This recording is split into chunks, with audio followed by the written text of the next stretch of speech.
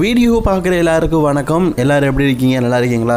இன்றைக்கும் நம்ம சேனலில் பார்த்தீங்கன்னா வழக்கம் போல் நிறைய இன்ட்ரெஸ்டிங்கான ரெஸ்லிங் நியூஸ் அப்டேட்டை கொண்டு தான் வீடியோ வந்துருக்குறோம். சரி வாங்க வீடியோக்குள்ளே போகலாம். மறக்காமல் சேனலுக்கு ஃபஸ்ட் டைம் வந்துருக்கோங்க, சப்ஸ்கிரைப் பண்ணிக்கோங்க. பெல் ஐகானை கிளிக் பண்ண மூலிமா தினமும் இப்போ ரெஸ்லிங் செய்யலை தமிழ் மொழியில் தெரிஞ்சுக்கோங்க. இப்போது நம்ம அண்டர்டேக்கர் இருக்கிறாரில்ல, அவர் மிஸ்ஸு கூட பார்த்தீங்கன்னா ஒரு போஸ்ட் கார்ட்டில் பேசியிருப்பாங்க ரெண்டு பேருமே. ஆக்சுவலி இது ரொம்பவே இன்ட்ரெஸ்டிங்காக இருந்தது. அண்டர்டேக்கர் பார்த்தீங்கன்னா பல டாக்குமெண்ட்ரிஸ் இதுக்கு முன்னாடி ரிலீஸ் பண்ணியிருப்பார்ல, அதில் ஹைட் அண்ட் சீக்ரெட்டான டாக்குமெண்ட்ஸ் கூட இதில் பேசியிருப்பார். அதில் ஒரு சில விஷயங்களை பற்றி நம்ம பார்க்கலாம். குறிப்பாக தி அண்டர்டேக்கர் திருப்பி வந்தது, அதாவது அண்டர்டேக்கருக்கும் ப்ராக் லெஸ்னருக்குமான ரெஸ்ல்மேனியாவை பற்றி பேசியிருப்பாங்க. அண்டர்டேக்கர் ப்ராக் லெஸ்னர் கிட்ட தோற்றதுக்கப்புறமா கரெக்டாக ஒரு வருஷத்துக்கு டபிள்யூடபிள்யூக்கே வந்திருக்க மாட்டார். அதாவது ரெஸ்ல்மேனியாவில் அண்டர்டேக்கர் தோத்தார், அதுக்கு அடுத்த ரெஸ்ல்மேனியா வரைக்கும் அண்டர்டேக்கர் வந்திருக்க மாட்டார். ஆனால் அண்டர்டேக்கரை பார்த்தீங்கன்னா பிரே ஒயிட் அந்த நேரத்தில் சேலஞ்ச் பண்ணியிருப்பார். அண்டர்டேக்கர் மாதிரியே அண்டர்டேக்கரை கிண்டல் அடித்து நான் அண்டர்டேக்கரை சேலஞ்ச் பண்ணுறேன் அப்படிங்கிற மாதிரி பிரே ஒயிட் அண்டர்டேக்கரை சேலஞ்ச் பண்ணியிருப்பார். ஸோ அண்டர்டேக்கர் ரெஸ்ல்மேனியா வரைக்கும், அதாவது ரெஸ்ல்மேனியாவில் அன்னைக்கு மேட்ச் நடக்கிற முன்னாடி வரைக்கும் நான் வாரேன் அப்படிங்கிற மாதிரி எதுவுமே சொல்லலை. ஆனால் டபிள்யூடபிள்யூ பார்த்தீங்கன்னா அஃபிஷியலி அண்டர்டேக்கருக்கும் பிரே ஒயிட்டுக்கும் மேட்ச் நடக்குது அப்படிங்கிறத சொல்லிட்டாங்க. அதோடைய பேக் ஸ்டேஜ் ஃபுட்டேஜாக காட்டுறாங்க. இப்போ நம்ம பிரே ஒயிட் பார்த்தீங்கன்னா அண்டர்டேக்கர் வருவாருன்னு சொல்லிட்டு ரொம்ப நேரம் காத்துட்ருக்காரு. அப்போது அந்த நேரத்தில் ப்ராக் லெஸ்னர் யாருன்னு உங்களுக்கு தெரியும். அதுக்கு முந்தின வருஷம் அண்டர்டேக்கரை தோக்கடிச்சவர். அவர் ஸ்ட்ரைட்டாக அண்டர்டேக்கர்கிட்ட உன்னால் முடியும் அப்படின்னு சொல்லிட்டு நெஞ்சில் தட்டிட்டு போகிறாரு. இப்போ இதெல்லாம் உண்மையிலேயே ஒரு ஹைட் அண்ட் சீக்ரெட்டான சீன் தாங்க. ஏன்னா அண்டர்டேக்கர் அண்ட் ப்ராக் லெஸ்னர் நம்ம மேக்ஸிமம் பார்த்தீங்கன்னா ஒருத்தருக்கு ஒருத்தர் ஒத்துக்காமல் மாறி மாறி சண்டை போடுறது தான் நம்ம பார்த்துருப்போம் இல்லை, அதை தான் காட்டினாங்க. பட் ஆனால் இதில் நீங்கள் பார்த்தீங்கன்னா நல்லாவே தெரியும். நம்ம அண்டர்டேக்கர் பார்த்தீங்கன்னா வெயிட் பண்ணிகிட்டு இருக்கும்போது அப்படி மார்பிளையை தட்டி விட்டு சரி போ நீ பார்த்துக்க அப்படிங்கிற மாதிரி நம்ம ப்ராக் லெஸ்னர் ஊட்ட சத்து கொடுக்குற மாதிரி ஒரு இது கொடுத்துருப்பாரு, நல்லாயிருக்கும். ஆக்சுவலி அந்த டைமில் ப்ராக் லெஸ்னர் டபிள்யூடபிள்யூ சாம்பியன்ஷிப்புக்காக ரோமன் ரெயின்ஸ் கூட மெயின் ஈவென்ட் விளையாடுறதுக்கு ரெடியாக இருந்தார். அதுக்கு முன்னாடி அண்டர்டேக்கரோட மேட்ச் இருந்தது. அந்த டைமில் தான் இந்த செக்மெண்ட் நடந்திருக்குது. இது முன்னாடியே நடந்தது, கிட்டத்தட்ட பார்த்திங்கன்னா ஒரு 13 வருஷத்துக்கு முன்னாடி நடந்ததுன்னு நினைக்கிறேன். அப்போது உள்ளதை பார்த்திங்கன்னா இப்போ நடந்த மாதிரி அண்டர்டேக்கர் போட்டு காட்டியிருக்கிறாரு. நம்ம ஜேட் கார்கள் பார்த்திங்கன்னா சைலண்டாக ஒரு சாதனையை பண்ணிட்டாங்க. ஜேட் கார்கள் உமன் சாம்பியன்ஷிப்பை வின் பண்ணி 100 நாளை கடந்துருச்சுங்க. இதில் என்னப்பா பெரிய சாதனை இருக்குது? நார்மலாக 100 நாளுங்கிறது பெரிய மேட்டர்லே அப்படின்னு கேட்டிங்கன்னா, ஆக்சுவலி இவங்க இப்போதைக்கு கரெக்டாக பார்த்தீங்கன்னா 107 நாள் சாம்பியனாக இருக்கிறாங்க. இந்த 107 நாளில் இதுவரைக்கும் ஒரு தடவை கூட பார்த்திங்கன்னா அவங்களோட டைட்டில் டிஃபெண்ட் பண்ணலை அப்படிங்கிறது தான் பெரிய ஹைலைட்டு. என்னது ஒருக்கா கூடவா அப்படின்னு கேட்டிங்கன்னா, ஒரு தடவை கூட அவங்களோட டைட்டில் டிஃபெண்ட் பண்ணலை. சரி இவங்களுக்கு தான் இப்படி அப்படின்னு பார்த்தா, இன்னொரு பக்கம் டாமினிக் மிஸ்டரியோ இன்டர் கான்டினென்டல் சாம்பியன்ஷிப்பை வின் பண்ணி 80 நாள் ஆக போகுது. அவரும் இது வரைக்கும் டைட்டில் டிஃபெண்ட் பண்ணல. ஆக்சுவலி இதுக்கு முன்னாடி டைட்டில் டிஃபெண்ட் பண்ணார். நான் ஜான்சனா கிட்ட இருந்து வின் பண்ணதுக்கப்புறமா இன்ஜுரி ஆச்சுல்ல, அதுலேயே பார்த்தீங்கன்னா 70 நாள் வீட்டில் ரெஸ்ட் எடுக்க போயிட்டார். அப்படி இருக்கும்போது எப்படி அவர் இன்டர் கான்டினென்டல் சாம்பியன்ஷிப்பை டிஃபெண்ட் பண்ண? இப்படி இவங்க ரெண்டு பேருமே பார்த்தீங்கன்னா ரெஸ்ட் எடுக்கிறேங்கிற கேப்பில் 100 நாளை கடந்துட்டாங்க ஜேட்கார்கள். இன்னும் சாம்பியன்ஷிப்பை டிஃபெண்ட் பண்ணல. இவரும் அகெயின் 100 நாளில் சாம்பியன் ஆக போகிறாரு. இன்னும் டைட்டில் டிஃபெண்டிங் எதுவுமே பண்ணலை.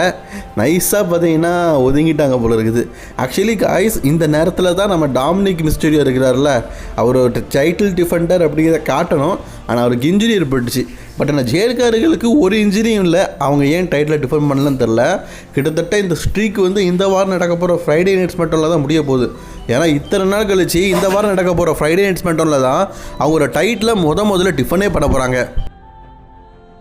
அண்ட் காய்ஸ் அதுவே நம்ம டாமினிக் மிஸ்டீரியோ ரெஸ்ல்மேனியாவில் தான் அவருடைய டைட்டில் டிஃபெண்டிங்கான பிளானே இருக்குது தான். ரெஸ்ல்மேனியாவில் டபிள்யூடபிள்யூ பார்த்தீங்கன்னா ஃபின் பெலருக்கும் டாமினிக் மிஸ்டீரியோக்கும் இன்டர் கான்டினென்டல் சாம்பியன்ஷிப்பை மேட்சை நடத்தலாம் அப்படிங்கிற ஒரு எண்ணத்தில் இருக்கிறாங்க. ஆக்சுவலி டபிள்யூடபிள்யூ பார்த்தீங்கன்னா ரெஸ்ல்மேனியாவுக்கு தான் அந்த பிளானே வச்சுருக்கிறாங்களாம். அது வரைக்கும் இந்த ஃபியூடை இழுக்க தான் போகிறாங்க. அது வரைக்கும் டாமினிக் மிஸ்டீரியோவும் சாம்பியனாக தான் இருக்க போகிறாராம். அப்போ அது வரைக்கும் டைட்டில் டிஃபெண்டிங் இல்லையான்னு கேட்டிங்கன்னா வேறு வழி இல்லை கைஸ். டாமினிக் மிஸ்டீரியோட இன்ஜுரியும் கொஞ்சம் க்யூர் ஆகணும்ல, அதனால டபிள்யூ பார்த்தீங்கன்னா ரெஸ்ட்டுக்கு மேலே ரெஸ்ட்டு கொடுத்துட்டு இருக்கிறாங்க. ஸோ ரெஸ்ல்மேனியாவில் தான் இதுக்கப்புறமா டாமினிக் மிஸ்டீரியோ தன்னுடைய இன்டர் கான்டினென்டல் சாம்பியன்ஷிப்பை டிஃபெண்ட் பண்ணுவார் அப்படிங்கிற மாதிரி சொல்லப்பட்டிருக்குது. ஸோ அது வரைக்கும் நம்ம ராஜா தான் சும்மாவே இருப்பார். சிஎம் பாங்குக்கும் ஷீல்டுக்கும் ரைவலரி பார்க்கும்போது இந்த ஷீல்டை உருவாக்குறது பங்கு தான் அப்படிங்கிறது எல்லாருக்குமே தெரியும். அதை நான் சொல்லி தான் தெரிய வேண்டியதில்லை.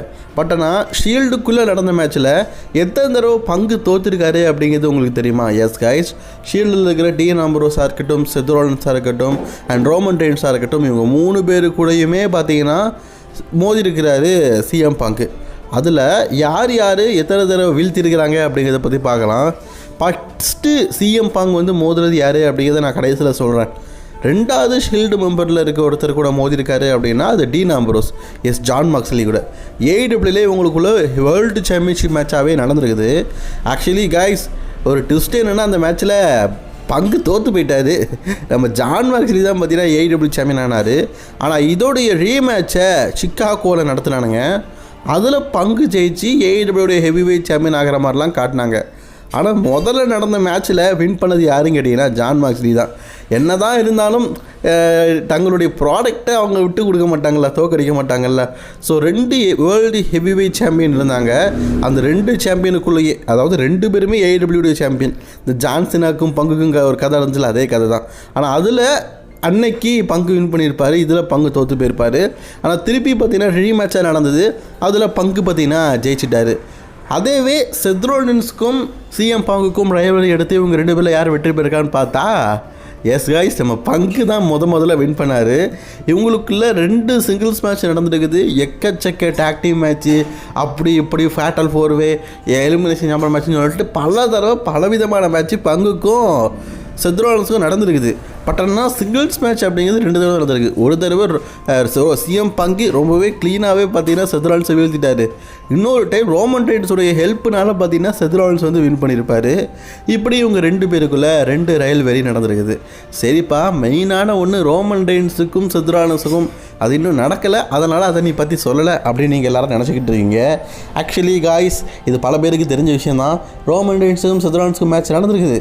ஆனால் அது இப்போ இல்லை, கரெக்டாக பார்த்தீங்கன்னா ஒரு 12 வருஷத்துக்கு முன்னாடி ஷீல்டுலேருந்து பிரிஞ்சதுக்கப்புறமா ஷீல்டு ஸ்டோரி லைன் இருக்குல்ல, அப்போது வந்து டைரெக்டாக சிஎம் பங்க் அட்டாக் பண்ணியிருப்பாங்க. அப்போது ரோமன் ரெயின்ஸுக்கும் சிஎம் பங்குக்கும் ஒரு சிங்கிள்ஸ் மேட்ச் அந்த டைம்லேயே மேட்ச் நடத்தியிருப்பாங்க. அதில் ரொம்பவே க்ளீனாக சிஎம் பங்கை பீட் பண்ணியிருப்பார் ரோமன் ரெயின்ஸ். ஆக்சுவலி அந்த காலத்துலலாம் ரோமன் ஒரு ஆளே இல்லைங்க, சின்ன ஆள் தான். ஆனால் அந்த டைம்லேயே பார்த்தீங்கன்னா அவரை பீட் பண்ணியிருக்காருன்னா கொஞ்சம் யோசிச்சு பாருங்கள் அவர் எவ்வளோ பெரிய ஆளுன்னு. ஸோ அந்த டைம்லேயே பார்த்தீங்கன்னா நம்ம ரோமன் ரெயின்ஸ் வந்து சிஎம் பங்கை பீட் பண்ணியிருக்காரு. அப்போவே பீட் பண்ணியிருக்காருன்னா இப்போ ரெசல்மேனியா மேட்ச் நடக்கும்போது ரிசல்ட் என்னது அப்படிங்கிறது உங்களுக்கு தெரியும். ஆனால் பங்கு ரோமன் கிட்ட தோக்குறத ஒத்துக்குவாரா அப்படிங்கிறது தான் இருக்கிறதுலே ஒரு பெரிய கேள்விக்குறி. அதுக்கான ஆன்சராக நம்ம ரெசல்மேனியா தான் பார்க்க முடியும். சரி காய்ஸ், இன்னைக்கான ரெஸ்லிங் செய்திகளோட தான் பிடிச்சிருந்தா லைக் ஷேர் கமெண்ட் பண்ணிக்கோங்க. அண்ட் இந்த ஷீல்டு கம்பேரிசனில் நம்ம ரோமன் ரெயின்ஸ் மட்டும்தான் சிஎம் பங்கு கூட நடந்த மேட்ச்சில் அவர் தோக்கடிக்க மட்டும் செஞ்சுருக்காரு. திருப்பி பார்த்தீங்கன்னா அவர்கிட்ட தோற்று போகலை. அப்படி நம்ம ரோமன் ரெயின்ஸ் மட்டும் தான் இருக்காரு. அதுவும் இந்த வருஷம் ரெசல்மேனியாலே இவங்களுக்குள்ள செகண்ட் டைம் ஒரு மேட்ச் நடக்குது.